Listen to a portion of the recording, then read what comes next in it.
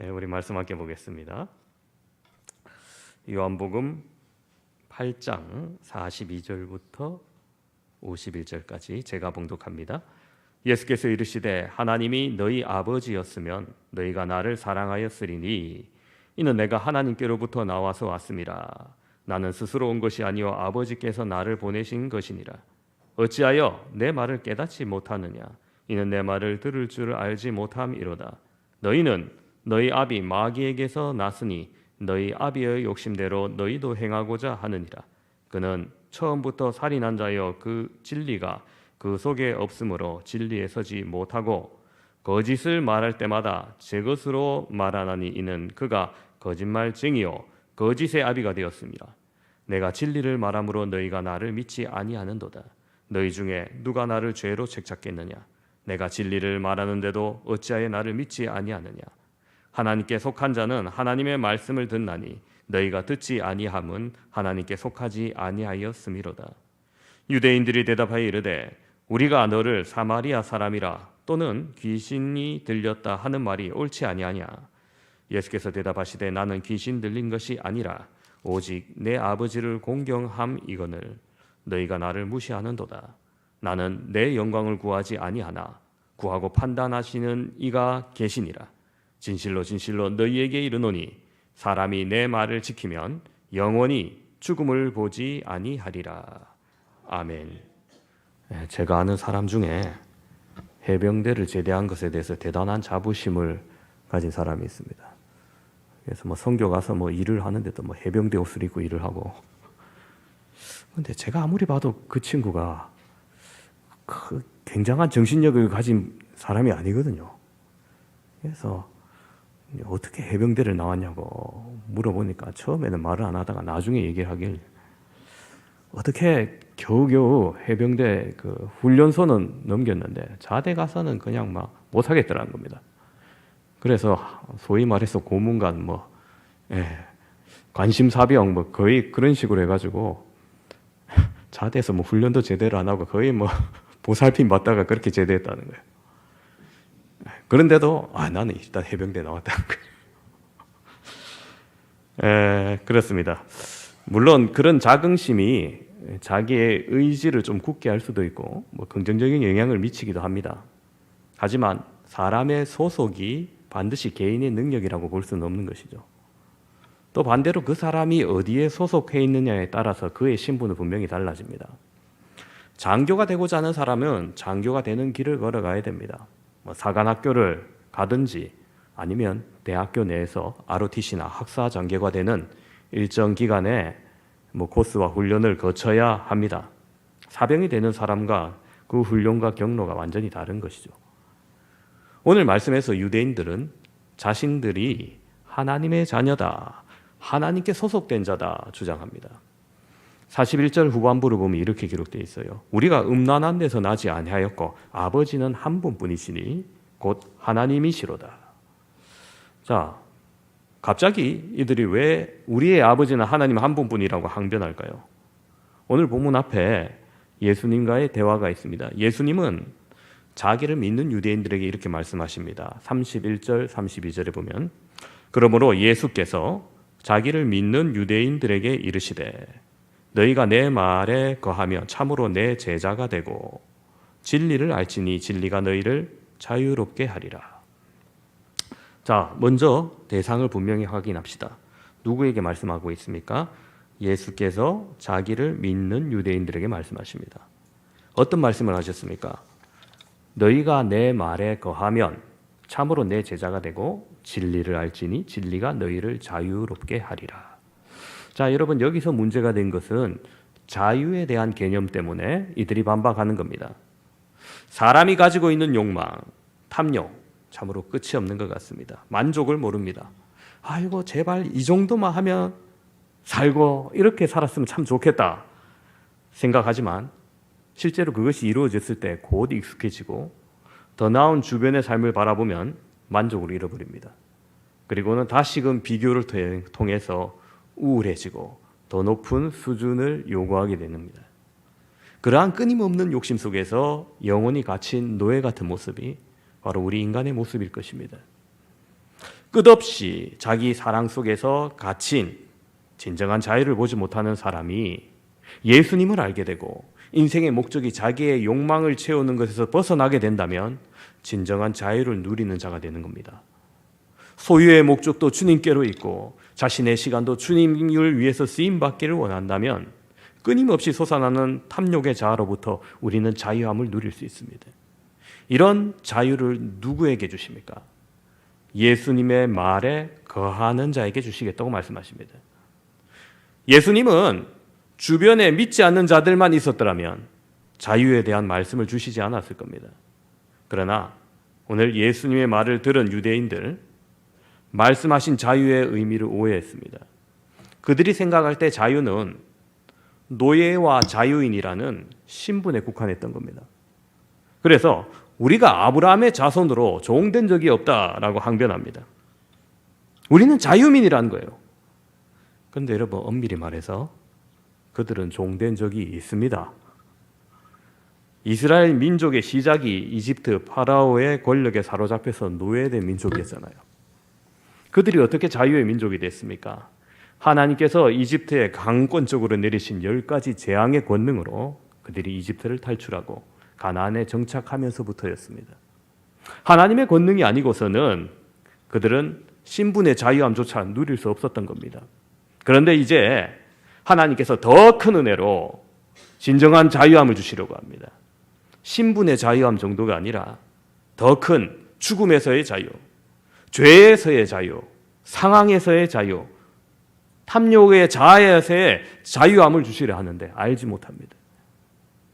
예수님은 너희가 아브라함의 자손이면 아브라함이 행한 것을 할 것이 아니냐면서 책망하십니다. 그러자 이제 그들은 우리의 아버지는 한 분, 하나님뿐이다면서 아브라함보다 더 높으신 하나님을 믿는 사람임을 내세웁니다. 그러자 하나님의 자녀됨의 증거를 예수님께서 말씀하십니다. 하나님의 자녀들은 예수님을 사랑한다는 거예요. 왜냐하면 예수님은 하나님께로부터 보내신 많은 분이기 때문입니다. 하나님께서 예수님을 이 땅에 보내셨습니다. 따라서 하나님의 아들 예수님을 사랑하지 않는 자는 하나님의 자녀일 리가 없다는 거예요. 자, 여러분, 이런 경우를 한번 생각해 봅시다. 우리 사회에서 사실은 쉽게 일어나는 일입니다만 재산을 굉장히 많이 가지신 분이 죽으면서 유산을 남깁니다. 명확하게 분배하지 않았습니다. 그리고 자녀들이 그 상속 배분 문제로 싸우다가 재판을 하고 판결이 나도 서로 불만하여서 완전히 남남처럼 산다고 가정해 보시기 바랍니다. 자, 아버지가 물려준 재산 때문에 형제를 잃은 것과 같게 되었습니다. 자, 과연 그것이 자식들에게 막대한 유산을 남겨주고 먼저 떠난 아버지의 뜻일까요? 그렇지 않을 겁니다. 차라리 재산을 받지 못할지언정 형제들끼리 서로 화목하고 우애 있게 지내는 것이 아버지가 더욱 원했을 겁니다. 그것이 보통의 아버지의 뜻입니다. 그럼에도 불구하고 자식들끼리 원수가 된 것은 아버지의 뜻이나 정신을 따르기보다는 아버지가 남긴 재산에 집착이기 때문일 겁니다.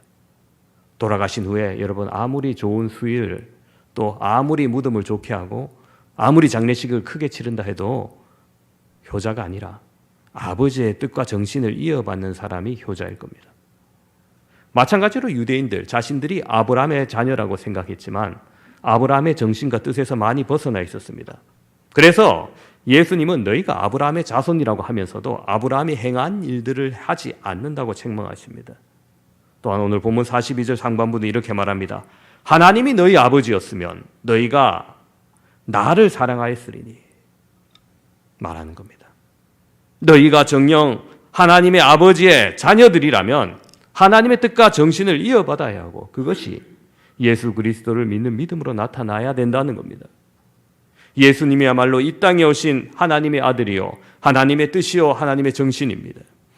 그런데도 유대인들은 불행히도 하나님의 뜻과 정신을 이어받는 일에는 별 관심이 없었습니다. 그들은 하나님을 이용하여서 자신들의 욕망을 채우는 일에 전념합니다.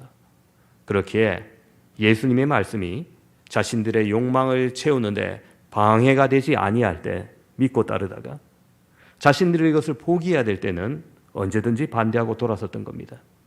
결국 이들의 행위를 통해 자신의 소속이 어디인지 증명된 겁니다. 자신들이 주장했던 것처럼 아브라함의 자손일 수 없고 나아가 하나님의 자녀일 수 없습니다. 그럼 이들이 어디에 소속되어 있는 것일까요? 예수님은 그들을 향해서 말씀하십니다. 너희는 너희 아비 마귀에게서 났으니. 그들이 향해 마귀의 소속이라고 얘기합니다. 굉장히 기분 나빴겠죠. 자존심 상했을 겁니다.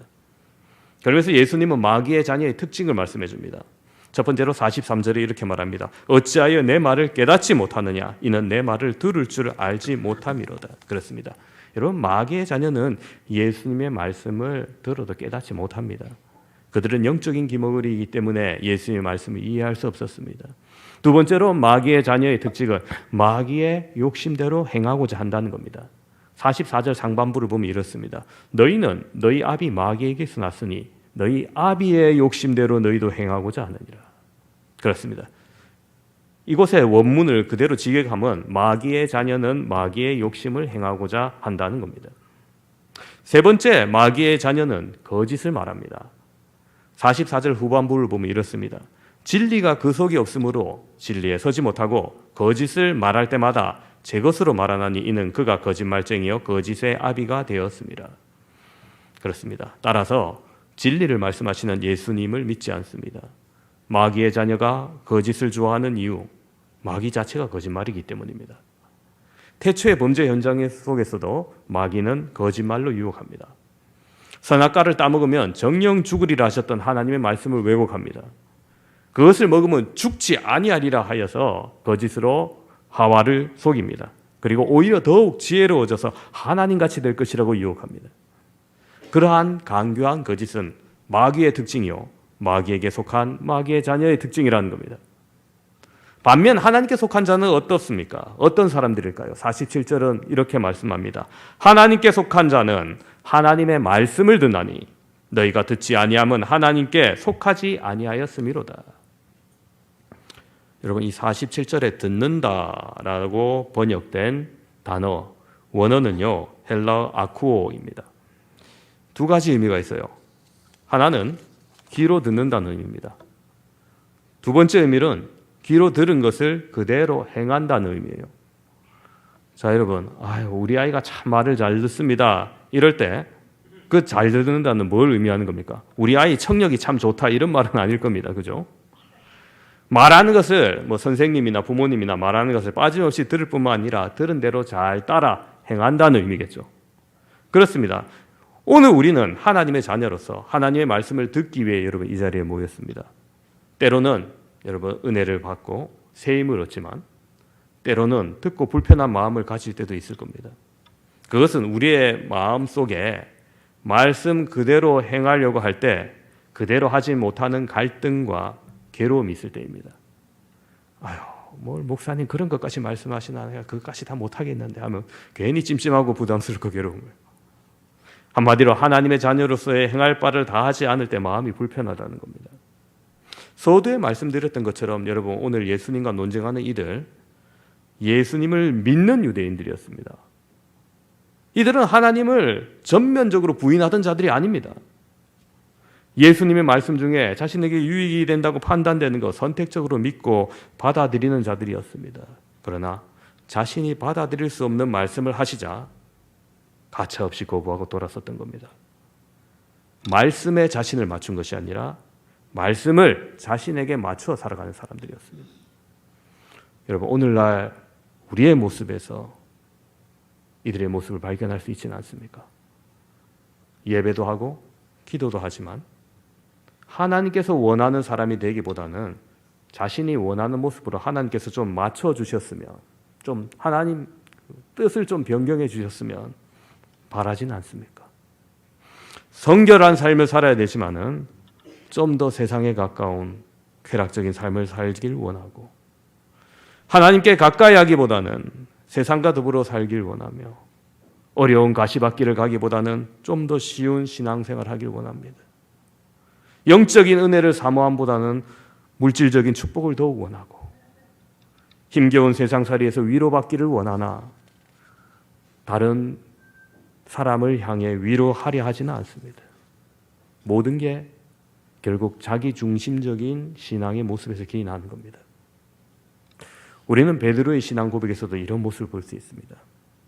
여러분, 예수님과 제자들 가이사랴 빌립보에서 예수님께서 너희는 나를 누구냐라고 물으셨을 때 베드로는 그 유명한 신앙 고백을 하죠. 주는 그리스도시요 살아계신 하나님의 아들이십니다. 예수님께서 그 대답에 극찬하세요. 마태복음 16장 17절에 이렇게 얘기합니다. 바요나 시몬아 내가 복이 있도다. 이를 내게 알게 한 이는 혈육이 아니요 하늘에 계신 내 아버지시라. 그렇습니다. 여러분, 그 순간만큼은 베드로가 정답을 얘기했을 뿐만 아니라 하늘에 계신 아버지로부터 말미암아 진리를 깨닫는 복된 사람이라는 거예요. 그렇게 칭찬받은 거예요. 그런데 그 자리에서 곧 이어나오는 말씀, 그 뒤에 예수님께서 십자가의 계획을 말씀하세요.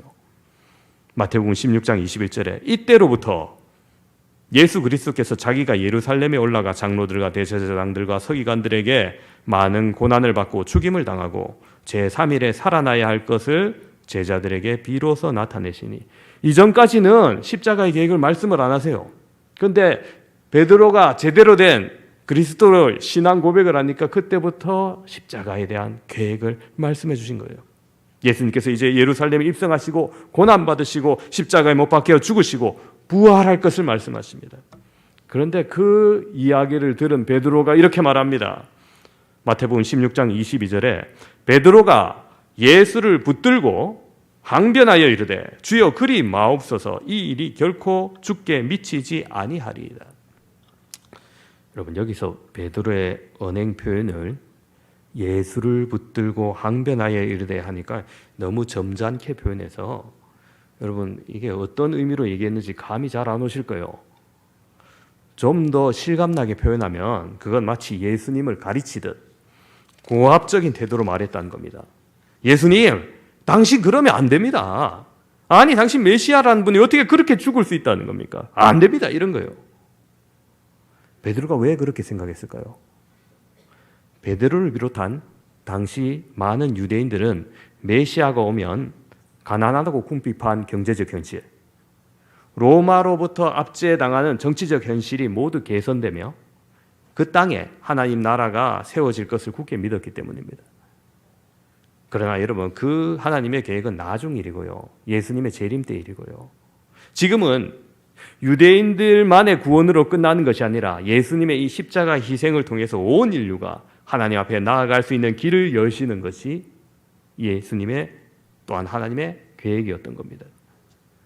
예수님을 통해 말씀해 주시는 그 하나님의 뜻과 계획이 베드로가 생각하는 자신의 생각과 다르자 그렇게 고압적으로 예수님의 말씀에 반박을 했던 거예요. 그때 예수님이 베드로를 향해 뭐라고 말씀하십니까? 사단아, 내 뒤로 물러가라. 너는 나를 넘어지게 하는 자로다. 하나님의 일을 생각하지 않고 사람의 일을 생각하는 베드로를 향해서 방금까지도 복된 자, 하나님의 뜻과 계획을 아는 자 칭찬받다가 순간 이게 몇 분 사이에 몇 초 사이에 일어났는지 모르겠어요. 그렇지만 순간 사단의 모습으로 전락했다는 거예요. 같은 공간에서 대화하다가 하나님의 진리를 깨닫는 자에서 한순간에 사단아 내 뒤로 물러가라는 사단에 속한 자가 되었다는 겁니다. 여러분, 우리도 마찬가지예요. 예수님을 믿는 사람이 처음부터 끝까지 사단의 일을 하는 사람은 한 사람도 없습니다. 그러나 여러분, 크리스찬은 언제나 오늘 본문의 유대인들처럼 혹은 베드로처럼 순간순간 사단의 역사에 놀아날 수 있다는 겁니다. 유대인들은 예수님의 말씀을 받아들일 수 없자 예수님을 향해 이렇게 말합니다. 48절 보시면 우리가 너를 사마리아 사람이라 또는 귀신 들렸다 하는 말이 옳지 아니하냐. 여러분, 이 표현은요 2000년 전 당시 유대인들의 사이에서 최고의 모욕적인 발언입니다. 요즘 최고의 모욕적인 발언이 뭔지 제가 잘 모르겠습니다만 이때 당시 모욕적인 최고의 발언은 이 발언이 틀림없습니다. 예수님을 향하여서 이제 거침없는 도발을 하는 겁니다. 예수님은 이런 모욕과 도발에 침착하게 말씀하십니다. 49절 50절에 예수께서 대답하시되 나는 귀신 들린 것이 아니라 오직 내 아버지를 공경함이거늘 너희가 나를 무시하는도다. 나는 내 영광을 구하지 아니하나 구하고 판단하는 이가 계시니라. 그렇습니다. 예수님께서 그들에게 말씀하시는 것, 내 말이 귀신 들린 자, 미친 자의 소리가 아니고 도리어 그 정반대 극치의 진리라는 겁니다. 그 이유는 하늘의 아버지 하나님을 공경하심에서 나타나는 말씀이기 때문입니다. 다시 말하면 하나님을 공경하는 것을 가리켜 귀신 들렸다 하는 것은 경건을 모욕하는 극단이고, 하나님의 말씀의 계시를 그런 미친 일로 여기는 것도 불경건에 해당한다는 겁니다. 그리고 나는 내 영광을 구하지 아니하나 구하고 판단하신 이가 계시느니라 말합니다. 예수님의 제정은 그렇게 자신의 체면이나 자신의 위신, 영광을 위해서가 아니라 하나님 아버지의 영광을 찾아드리기 위한 겁니다. 따라서 하나님께서 예수님의 주장이 무시되지 아니하도록 그냥 두시지 않고 반드시 그것을 세워주실 겁니다. 어떻게 세워주시냐? 판단하시는 이 하나님이시죠. 하나님이 무엇으로 세워주실까요? 마지막 51절에 예수님의 말씀하십니다. 진실로 진실로 너희에게 이르노니 사람이 내 말을 지키면 영원히 죽음을 보지 아니하리라. 그렇습니다. 예수님의 말을 듣고 행하며 그 진리 안에 믿는 자들, 영생으로 하나님께서 보답하시며 그렇게 예수님을 세워주실 거랍니다. 오늘 말씀을 정리합니다. 함께 예배드리는 사랑하는 성도 여러분, 스스로 아브라함의 자손이라 하면서 언제나 어디서든지 사단의 종노를 할 수 있는 것이 여러분 유대인들뿐만 아니라 바로 우리의 모습이 될 수 있음도 여러분 기억하시기 바랍니다. 예수님을 믿는다는 것은 결국 예수님의 뜻과 정신을 이어받는 사람이 되는 겁니다. 예수님의 그 말씀에 거할 때 그리스도의 정신을 이어받을 수 있고, 그리할 때 우리는 그분의 능력으로 탐욕과 욕망으로부터 진정한 자유함을 누릴 수 있는 것입니다. 그리하여 영원히 죽음을 보지 않는 영생에 이르는 겁니다. 여러분은 어디에 속하셨습니까? 아멘입니다. 우리 권사님 너무 대답을 잘하시네요. 네, 아멘입니다. 다시 한번 묻겠습니다. 여러분은 어디에 속하셨습니까? 네, 아멘. 오늘 본문에 나온 유대인들, 하나님을 믿는다고 했고 하나님의 아버지 한 분뿐이라고 말했습니다. 그들의 스스로 육신의 조상 아브라함의 후예라고 믿었습니다. 그러나 정작 그들에게 주어진 예수님의 말씀이 불편할 때 그들은 예수님의 말씀을 거부했습니다. 예수님을 향해 비방을 서슴지 않았고 예수님을 죽이려고도 하는 행동을 보입니다. 예수님의 말씀을 믿는 사람도 많았겠지만 여전히 믿지 못하고 마음에 무거운 짐을 가진 채 스스로 자유하다고 착각했던 사람도 많았음을 기억합시다. 결국 우리가 어디에 속해 있느냐 하는 것은 여러분요, 지속적인 것이 아니라 내 마음이 지금 누구의 말씀을 듣고 있느냐, 내가 지금 누구의 뜻을 따르고 있느냐에 달려있는 겁니다. 이 시간 나를 돌아봅시다. 사단의 종노릇하던 나의 연약한 모습을 발견한다면 여러분 돌이켜 끊어버리게 하소서 기도하시기 바랍니다. 그리하여서 하나님께서 원하시는 것, 하나님의 그 정신과 뜻을 이어받는 하나님의 자녀가 되게 하소서 기도하시고, 주의 말씀을 귀로만 듣는 것이 아니라 듣고 행하는 하나님의 자녀가 될 수 있게 그렇게 기도합시다. 그리하므로 욕망에 얽힌 사단의 종노릇에서 더 이상 미련을 갖지 마시고 오직 예수님의 정신을 계승하고 그 뜻과 신앙을 이어받기를 소망합니다. 그리하여 여러분 진정한 영생을 누리는 저와 여러분 되시기를 주님의 이름으로 축원합니다.